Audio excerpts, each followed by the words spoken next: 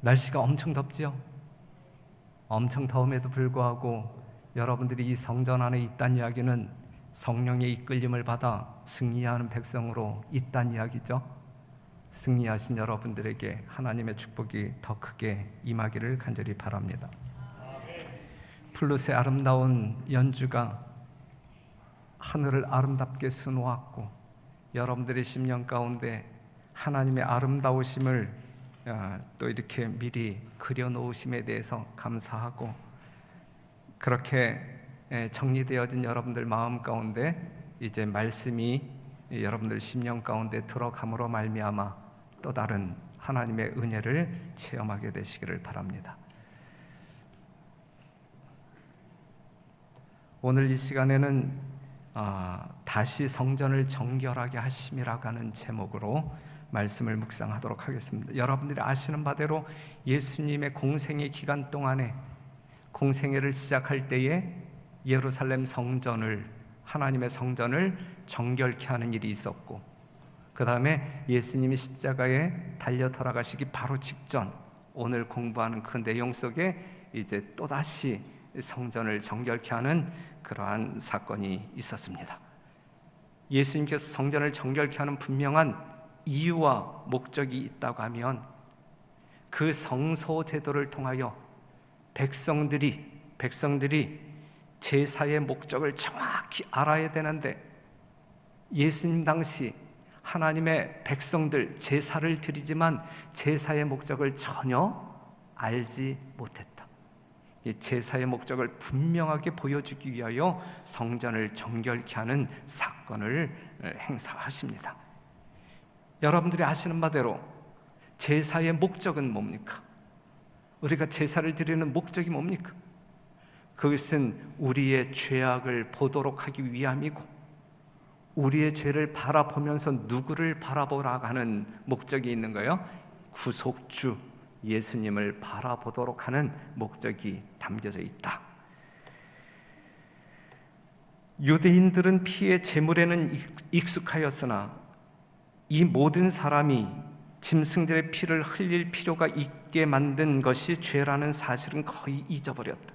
제사는 드리지만 이 양이 왜 죽어야 하는지 이유를 알지 못하고 양 잡아 제사를 드리는 거예요. 어처구니가 없는 일이죠. 그들은 그것이 세상의 생명을 위하여 흘려져야 할 하나님의 사랑하는 아들의 피를 예표한다는 것과 그 희생 제사를 통하여 사람들은 십자가에 못 박히신 구속주를 바라보아야 한다는 것을 깨닫지 못하였다 그랬어요. 오늘 이 자리에 있는 우리는 어떠한 영혼도 이러한 부류에 속한 사람은 없는 것이죠. 있어서는 안 되는 것이죠. 우리는 지금 하나님 앞에 나름대로 형식을 갖추어 제사를 드리고 있는 이 시간인데, 그런 시간임에도 불구하고 우리가 우리의 자아를 분석하지 못하고, 자기가 품고 있는 죄를 깨닫지 못하고, 예수 그리스도의 구속주의 필요성을 인식하지 못한다라고 하게 되면 우리는 시간을 낭비하는 것이고 하나님의 거룩한 성전을 더럽히는 사람이 되는 것입니다. 예수님 당시, 특별히 예수님이 십자가에 달려 돌아가시기 직전, 예수님이 찾은 그 성전은 깨끗한 성전이었으면 아니면 더러운 성전이었어요? 아주 더러운 성전, 거룩한 성전임에도 불구하고 더럽게 망가진 성전이었다. 그 성전을 우리는 성전이라고 말하기보다는 가축시장, 성전이라고 말하기보다는 환전소, 거기에는 분명 성직자들이 있음에도 불구하고 그러한 장소로 전락했다라고 하는 사실이죠. 그 성전이 그렇게 더러워진 것은 인간 마음에 무엇을 표현하고 있는 것이냐면, 이기심과 탐욕으로 가득 찬 인간의 모습, 그 당시 인간의 모습, 죄인들의 모습을 묘사하고 있습니다. 그것이 기도하는 집을 뭘로 만들었어요? 강도의 구렬로 만들었고, 가장 거룩한 곳을 가장 세속적인 곳으로 전락시켰어요. 성도 여러분, 고린도 3장에 있는 말씀을 보게 되면 너희 마음은 뭐라 그랬어요? 성령이 거하시는 성전이라 그랬어요. 여러분들의 성전은, 몸된 성전은 정말 거룩하고 정결하게 보존되어져야 합니다. 그렇게 보존되어 있기 때문에 이 안식일, 이 성전에 나오신 것 아니겠습니까? 여러분들로 인하여 이 안식일 우리 하나님께서는 크게 영광 받을 것임에 틀림이 없어요. 하지만 예수님 당시 유대인들, 하나님께 택함을 받은 이스라엘 백성들은 모양은 기도하는 집에 들락날락 거렸지만 그것은 모양뿐이고 죄악의 소굴, 강도의 소굴을 들락날락 거렸다 이것이. 그 강도의 소굴 되어진 그 성전을 들락날락 거렸다는 이야기는 그들이 뭘로 변했다는 이야기예요? 강도처럼 변했다, 도둑처럼 변했다.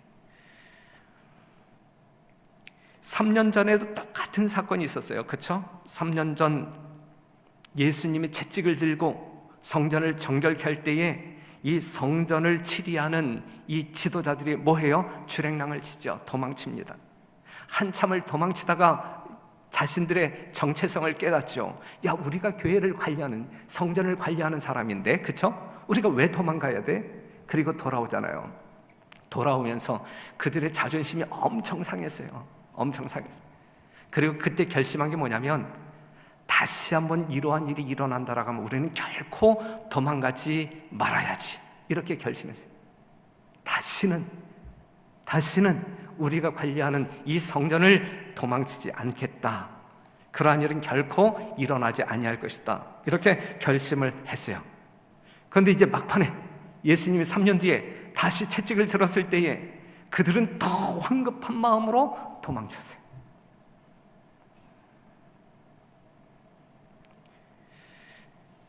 사랑하는 성도 여러분, 이 사건을 우리가 잠깐 묵상한다고 하면 성전에서 도망치는 사람들이 있어요. 자, 그 당시 그 성전에서 일어난 어떤 그 사건을 우리가 지금 이렇게 명상해 본다라고 하면 그 성전에서 도망치는 사람들이 있었고, 대부분 교회의 성직자들, 지도자들 다 도망치고, 그런데 다 도망치지 않았어요. 남은 자들이 있었어요. 성전에 남은 자들이 있었어요. 그런데 이제 그 사건이 일어날 때 또 이 성전을 향하여 올라오는 사람들이 있었어요. 성전을 향하여 올라오는 사람들이 있었는데, 도망치는 사람들과 만난, 이 성소를 향하여 올라오는 사람들이 도망치는 사람들과 만났을 때에 왜 도망쳐? 그랬을 때에 이제 이유를 듣고, 상황을 듣고 도망치는 그들과 되돌아가는 사람이 있었어요. 되돌아가는 사람이 있었고, 그 다음에 이 성전을 향하여 올라오는 사람들 중에 되돌아가는 사람이 있었고, 그들이 그렇게 이야기했다 할지라도 전혀 아랑곳하지 아니하고 예수님이 계신 그 성전을 향하여 당당하게 용기 있게 들어가는 사람들이 있었어요. 네 부류의 사람이 있어요. 네 부류의 사람이 있어요. 여러분들은 이 안식일, 이 성전을 향한 마음이 어떠한 마음이냐 이거예요. 어떠한 마음. 성전을 도망치는 사람이 있어요. 남은 자들이 있어요. 성전을 향하여 올라오다가 되돌아가는 사람이 있어요. 하지만 되돌아가지 아니하고 이 성소의 주인이신 예수님을 만나기 위하여 담대한 마음으로 나아오는 사람이 있었어요. 여러분들은 어떠한 사람이어야 할까? 그러나 큰 무리가 허둥지둥하는 군중을 해치고 저희의 유일한 소망인 그분에게 나아가려고 열심히 전진하였다. 저는 우리 별내교 모든 성도들이 이러한 성도였으면 좋겠습니다. 폭풍우가 나의 앞길을 막는다 할지라도, 35도 넘는 그러한 폭염이라 할지라도, 예수님을 만나기 위하여 성전을 향하여 나아가는 여러분들의 발걸음이 결코 어떠한 장애물로도, 어떠한 유혹으로도, 어떠한 미혹의 말로도 영향받지 아니하고 오직 그 예수님을 만나기 위하여 담대한 마음으로 전진하는 우리 별내교회 성도 여러분 되시기를 간절히 바랍니다. 성전 마당은 다시 병자와 죽어가는 사람으로 가득 찼고 한 번 더 예수께서는 그들에게 봉사하셨다. 이게 마지막 봉사였을까요? 성전 마당은 다시 병자와 죽어가는 사람으로 가득 찼고, 어떠한 사람으로 가득 찼어요? 자기의 의를 자랑하는 그러한 성직자들로 가득 찼어요? 아니면 자기의 연약함을 가지고 우리 하나님께 애원하며 도움을 요청하는 사람들로 가득 찼어요? 그러한 사람들로 가득 찼다 이거예요. 심령이 가난한 사람들로 가득 찼고 애통하는 사람들로 가득 찼고, 이게 천국이고 이게 교회 아니겠습니까? 이 교회 성전에 와 앉아 있음에도 불구하고 예수님의 필요를 느끼지 못한다라고 하면, 거룩한 예수님을 바라보며 우리의 선한 양심이 아무런 감각이 없다고 하면 그게 될 말입니까? 아니죠. 예수님을 필요로 하는 사람들에게 예수님이 함께하는 그곳이야말로 진정한 천국, 생명이 있는 교회, 맞습니까? 우리는 그러한 교회를 꿈꾸는, 그리고 실현하는 그러한 성도들 아니겠습니까? 그러한 사람들로 가득 찬 이 성전들처럼 정말 자기의 죄를 회개하는 일에 열심을 다하고 예수님의 절대적인 사랑을 아주 목말라 갈급하는 그러한 사람들로 가득 채워지는 우리 별내교회 성도 여러분 되시기를 간절히 바랍니다.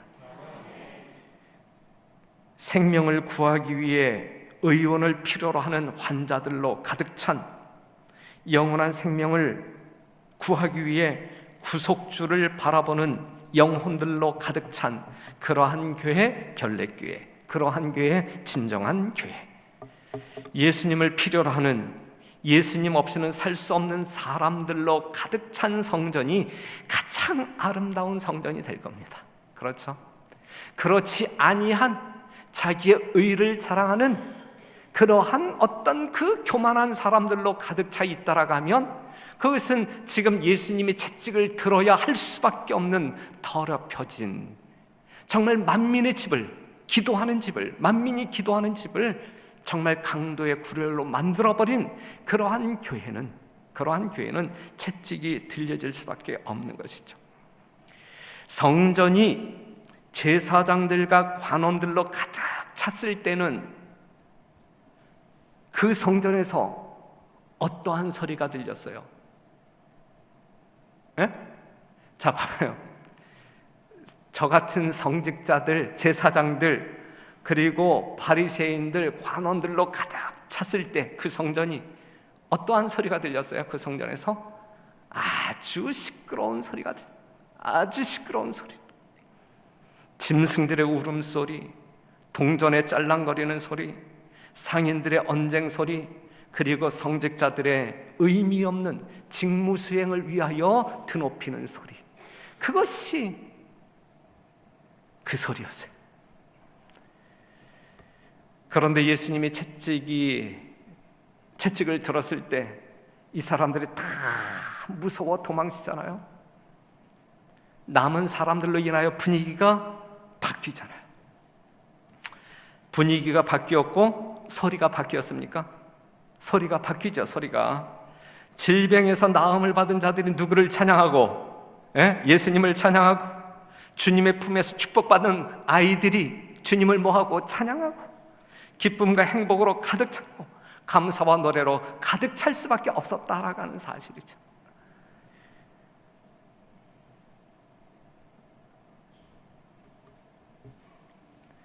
그들은 전날에 외치던 호산나를 반복하였으며 구주 앞에서 종려나무 가지들을 의기양양하게 흔들었다. 여호와의 이름으로 오는 자가 복이 있으며 보라, 내 왕이 내게 임하나니 그는 공의로우며 구원을 베풀며, 다윗의 자손에게 호산나라는 그들의 외침소리로 성전은 울리고 또 울렸다 그랬어요. 교회는 이렇게 바뀌어야 돼요. 예수님께서 성전을 정결케 함으로 말미암아 그 성전은 이러한 분위기로 바뀌었어요. 하나님이 함께하는, 여러분들의 구주 예수 그리스도가 함께하는 이 별내교회는 이러한 모습으로 계속 가야 합니다. 그렇죠? 예. 우리는 채찍에 맞을 그러한 성도들이 아니에요. 그렇죠?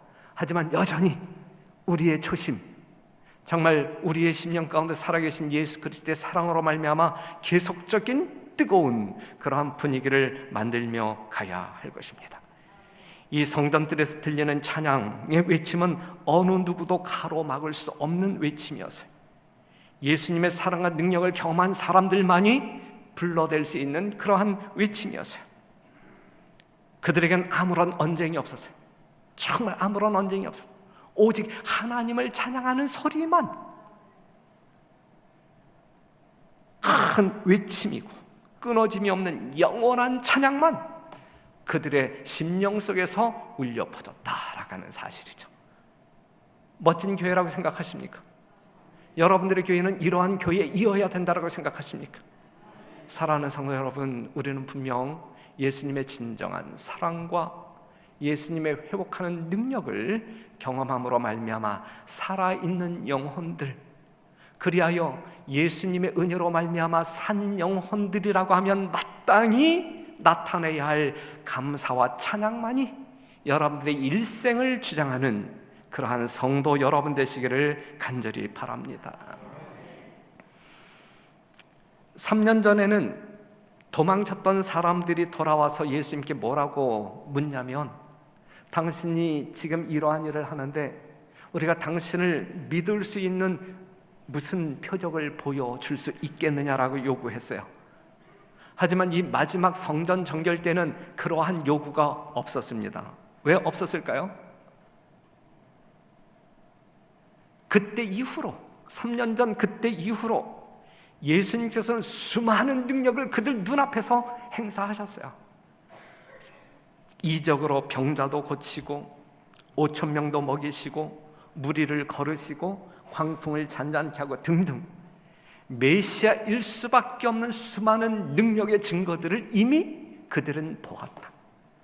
그렇기 때문에 더 이상 그러한 질문을 던질 이유가 없었다라고 하는 사실이죠. 그럼에도 불구하고 마태복음 21장 23절에서 27절에 있는 말씀을 보게 되면 이 바리새인들이 이제 예수님에게 논쟁을 겁니다. 논쟁을. 예수님께서 이 논쟁에 응하십니다. 예수님께서 이 논쟁에 응하시는 이유는 저들에게 창피를 주기 위함도 아니고 공경에 빠뜨리기 위함도 아니고 그들에게 무언가 가르쳐야 할 교훈이 있기 때문에, 정말 마지막으로 정말 양심이 아주 굳어져가는 그들에게 마지막으로 간절히 가르쳐야 할 내용이 있기 때문에 그들의 도전적인 논쟁에 예수님이 응하십니다.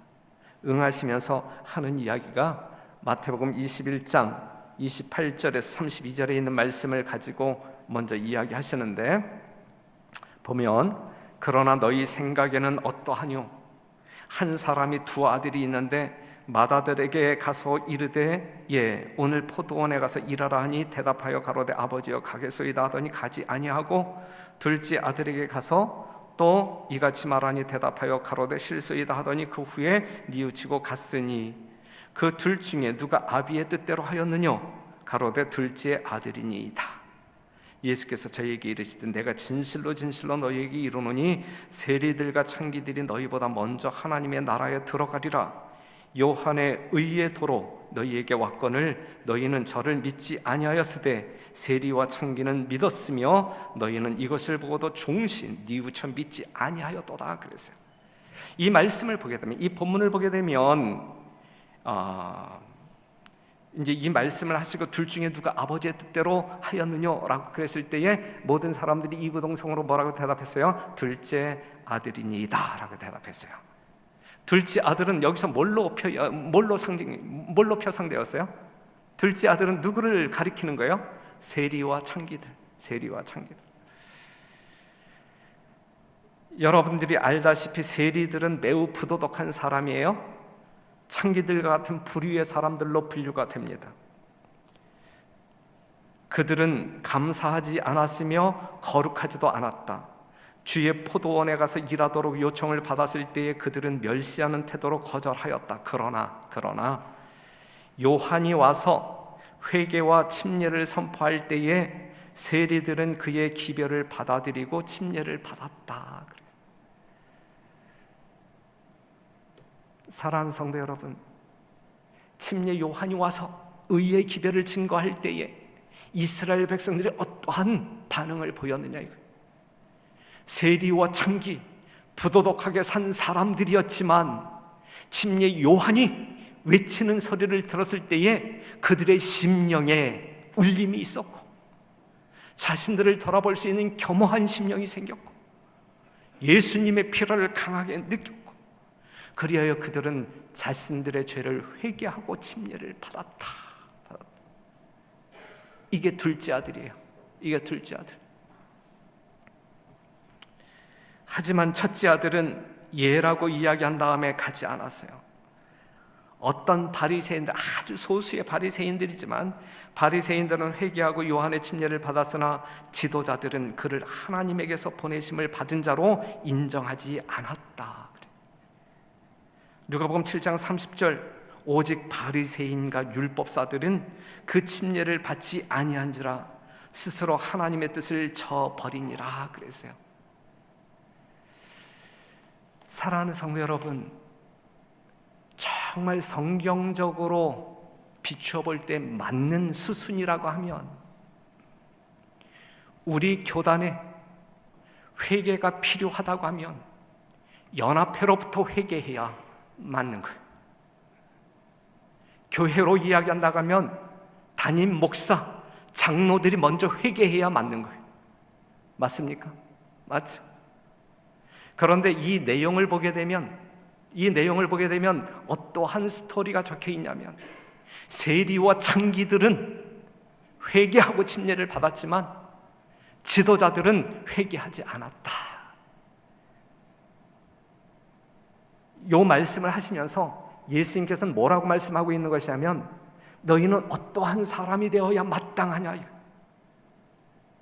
이러한 현실 속에서 너희들은 어떠한 사람이 되어야 마땅하냐.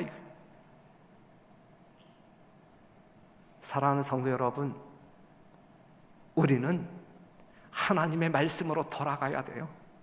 하나님이 회개하라고 했으면 자신의 죄를 회개해야 되는 것이고, 순종하라고 하면 순종해야 되는 것이고, 헌신하라 하면 헌신하면 되는 것이고, 그게 성도 아니겠습니까? 그럼에도 불구하고 우리의 정말 아무것도 아닌 자리 때문에 이상하게 변형된 그러한 어떤 그 자의식에 근거한 신앙 때문에 아무런 변화를 추구하지 아니한다고 하면 어찌 되겠느냐. 이거 어찌 되겠느냐. 여러분들은 첫째 아들이 되겠습니까? 아니면 둘째 아들이 되겠습니까? 아니요 하고 예 하는 사람이 되겠습니까? 아니면 예 하고 아니요 하는 사람이 되겠습니까? 아니면 예 하고 계속 예 하는 사람이 되겠습니까? 이 성경 가운데는 예 하는 사람은 표현이 안 됐지만 우리 별내교회는 이 당시에 이 유대인들과 차원이 틀리잖아요. 우리는 이 당시 유대인들은 이러한 비유로 교훈할 수밖에 없지만 오늘 이 시대에 정말 비록 우리가 마지막 시대에 세상은 아주 급타락하고 있는 세상 가운데 있지만 우리는 아주 유별나게 하나님의 거룩을 보존하고 사는 사람들 아니겠습니까? 특별히 별내교회는 말이죠. 그러니 별내교회 성도들은 아니요 예도 아니고 예 아니요도 아니고 예 항상 예 아멘 하면서 하나님의 보좌로 나아가는 여러분과 제가 되기를 간절히 바랍니다. 그 다음에 예수님께서는 마태복음 21장 33절에서 41절에 있는 말씀을 가지고 또 한 교훈을 그들에게 이야기합니다. 다시 한 비유를 들으라. 한 집주인이 포도원을 만들고 산울로 두르고 거기 집자는 구유를 파고 망대를 짓고 농부들에게 세로 주고 타국에 갔더니 실과 때가 가까움에 그 실과를 받으려고 자기 종들을 농부에게 보내니 농부들이 종들을 잡아 하나는 심히 때리고 하나는 죽이고 하나는 돌로 쳤거늘 다시 다른 종들을 처음보다 많이 보내니 저희에게도 그렇게 하였는지라. 37절 같이 시작. 후에 자기 아들을 보내며 가로되 저희가 내 아들을 공경하리라 하였더니 농부들이 그 아들을 보고 서로 말하되 이는 상속자니 자 죽이고 그의 유업을 차지하자 하고 이에 잡아 포도원 밖에 내어조차 죽였느니라. 거기까지요. 그러면 포도원 주인이 올 때에 이 농부들을 어떻게 하겠느냐. 저희가 말하되 이 악한 자들을 진멸하고 포도원은 제때에 실과를 바칠 만한 다른 농부들에게 새로 줄지니야. 사랑하는 성도 여러분, 여기 집주인이 나와요. 하나님이 있죠. 포도원이 나와요. 유대민족이에요. 산울이 나와요. 거룩한 율법이에요. 산울로 진짜 따르죠. 거룩한 율법. 여기 망대가 나와요. 망대는 하나님의 성전입니다. 그런데 이 말씀을 통하여 우리가 얻고 싶은 교훈은 포도원 주인은 그 번영을 위하여 필요한 모든 것을 다 준비하였다 그랬어요.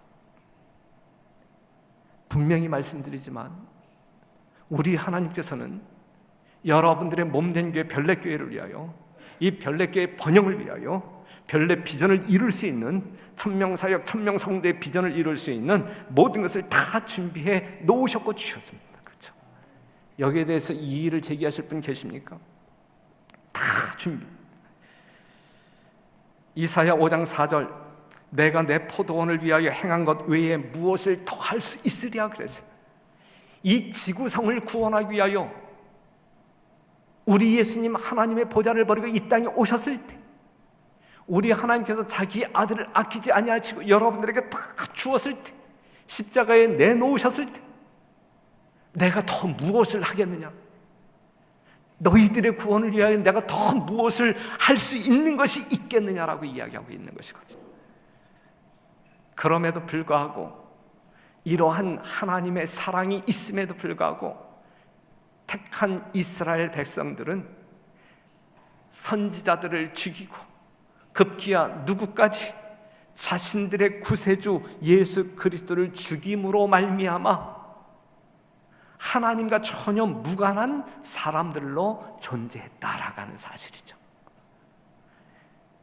사랑하는 성도 여러분, 오늘 이 시대를 살아가고 있는 여러분들은 어떻게 하시겠느냐 이거예요. 오늘 말씀은 이 본문의 말씀을 통해서 우리 하나님께서 여러분들에게 하시는 말씀은 옛날 이스라엘 백성들은 이랬는데 오늘 마지막 이 남은 백성들인 여러분들은 어떻게 하겠느냐 이거 어떻게 하겠느냐.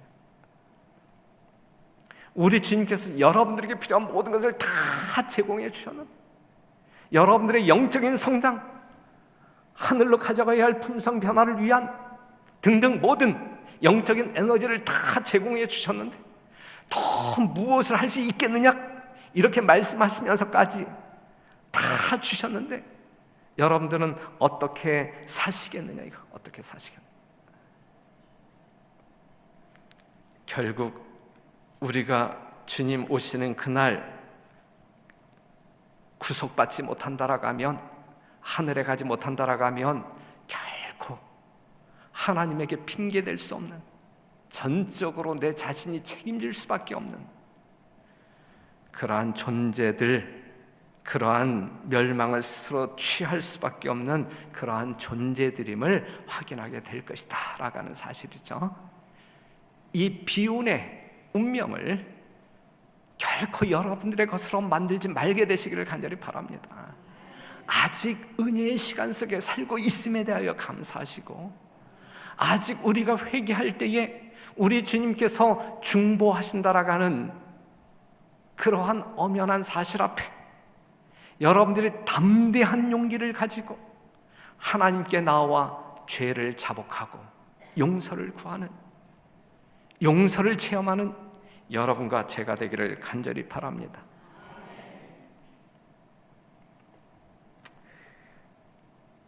그 다음에 우리 주님께서 이렇게 말씀하십니다. 21장 42절에 있는 말씀을 보면 예수께서 가라사대 너희가 성경의 건축자들의 버린 돌이 모퉁이의 머릿돌이 되었나니 이것은 주로 말미암아 된 것이요 우리 눈에 기이하도다 함을 읽어본 일이 없느냐. 그러므로 내가 너희에게 이르노니 하나님의 나라를 너희는 빼앗기고 그 나라의 열매 맺는 백성이 받으리라. 이 돌 위에 떨어지는 자는 깨어지겠고 이 돌이 사람 위에 떨어지면 저를 가루로 만들어 흩으리라 하시니, 대제사장들과 바리새인들이 예수의 비유를 듣고 자기들을 가리켜 말씀하심인 줄 알고 잡고자 하나 무리를 무서워하니 이는 저희가 예수를 선자로 알미었더라. 그랬어요. 45절에 있는 말씀, 대제사장들과 바리새인들이 예수의 비유를 듣고 누구 자기들을 가리켜 말씀하신 줄 알고. 여러분들은 결코 이 시대의 바리새인들과 같은 마음을 갖고 있지는 않죠. 지금 예수님께서는 이 말씀하실 때 진짜 누구를 향해서 하신 말씀이에요?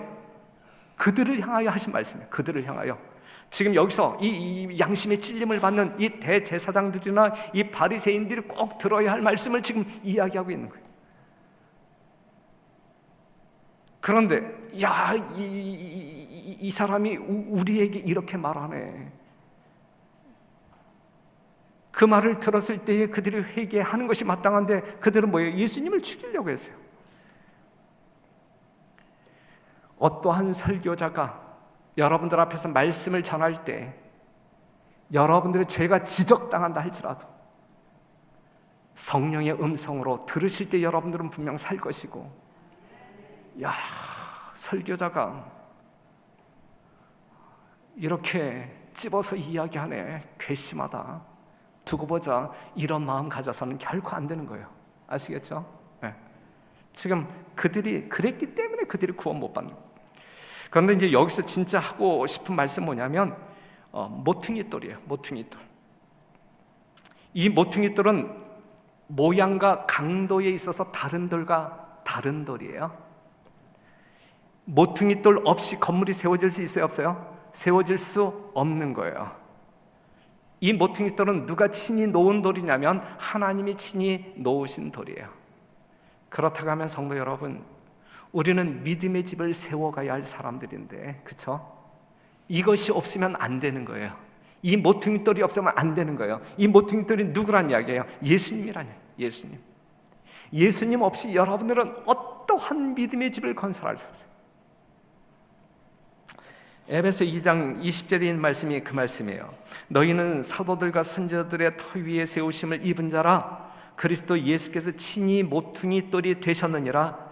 그의 안에서 건물마다 서로 연결하여 주 안에서 뭐가 되어가고? 성전이 되어가고. 너희도 성령 안에서 하나님의 거하실 처소가 되기 위하여 예수 안에서 함께 지어져 가느니라. 그랬어요. 예수 없이, 모퉁이돌 대신 예수 없이 여러분들의 성전은 지어질 수 없어요. 여러분들이 하나님의 성전이 되지 못한다라고 하면 여러분들은 그냥 이 땅에서 이렇게 살다 끝날 수밖에 없는 존재들이. 우리가 정말 성령이 거하는 성전이 될 때 우리는 하늘에 가서 살 수 있는 거예요. 우리는 그 성전을 지어야 되는 거예요. 그 성전을 짓기 위해서는 하나님이 놓으신 그 모퉁이 돌이 있어야 돼요. 그 모퉁이 돌이 있어야만 우리는 그 건물을 지을 수가 있어요. 예수님이 있어야만 우리는 그 건물을 지을 수가 있는 거예요. 그런데 유대인들에게는 그 돌이 버려진 돌이었어요. 그 돌이 꼭 있어야만 건물이 지어질 수 있는데, 성전이 지어질 수 있는데, 유대인들에게는 그 돌이 버려진 돌이에요. 버려진 돌. 그렇다고 하면 유대인들에게는 버려진 돌인데 오늘 우리들에게는 어떠한 돌이어야 한, 그들이 버렸으니까 우리도 버려야 되네. 결코 아니란 말이죠. 아니란 말이죠. 그 돌이 버려진다라고 하면 우리는 어떠한 건물도 지을 수가 없는 거예요. 그리스도께서는 유대인의 제도와 전체 구원의 계획의 모퉁이돌이셨다. 유대의 건축자들인 이스라엘의 제사장들과 관원들은 이 주춧돌을 거절하고 있었다. 구주께서는 위험을 그들에게 보여주게 될 예언들에 저희 주목을 이끄셨다. 여러 가지 방법과 능력으로서 예수께서는 그들이 하려고 하는 행위의 성질을 그들에게 명백히 보여주려고 하셨다 그랬어요. 사랑하는 성도 여러분, 이 주춧돌 위에 여러분들의 믿음이, 여러분들의 성전이 세워지게 되기를 간절히 바랍니다. 이 주춧돌은 다른 돌과 강도에 있어서도 다르다. 그래서 말씀을 보게 되면 견고한 주춧돌, 견고한이라고 하는 말이 형용사로 붙어요. 견고한 주춧돌. 온 세계가 이 돌 위에 걱정과 근심의 짐을 놓을지라도 이 돌은 넉넉히 지탱할 수 있는 돌이란 말이에요. 여러분들의 모든 죄를 올려놓아도, 여러분들의 모든 근심과 걱정을 올려놓아도, 여러분들의 한숨을 올려놓아도, 여러분들의 모든 필요를 올려놓아도 우리 주님께서는 넉넉히 지탱할 수 있는 견고한 돌이시다. 견고한 돌. 그러니 사랑하는 성도 여러분, 돌 대신 예수 그리스도에게 나와 떨어져 깨어지는 역사가 오늘 이 시간 있게 되기를 바라고, 여러분들의 모든 것을 그 위에 올려놓음으로 말미암아 여러분들의 진정한 쉼을 누리게 되기를 바라고, 그리하여 자유한 마음 가운데 정말 하늘을 동경하며 그 하나님께 감사와 영광의 찬미를 부리며 이 안식일을 보낸다라고 하면 우리는 이 안식일이 얼마나 아름다운 축제의 안식일이 될까. 사랑하는 성도 여러분, 안식일은 축제예요. 정말 구원하시는 여호와 앞에서 뛰어노는 축제. 우리는 매안식일 맞이하는 매안식일, 그날을 우리는 축제의 날로, 정말 십자가에 돌아가신 예수 그리스도가 우리를 구원하셨다라는 분명한 사실을 확인하면서, 또한 우리 앞에 여러 가지 장애물이 있지만 말씀으로 이 세상을 창조하신 창조주 하나님을 기억하면서 세상을 이기신 예수님의 믿음으로 말미암아 당당히 이 세상에서 승리할 수 있다라는 믿음을 확인하면서 여러분들의 심령 가운데 말할 수 없는 감동이 물결치는 축제의 안식일, 그러한 안식일 되기를 간절히 바라면서 말씀을 마치겠습니다.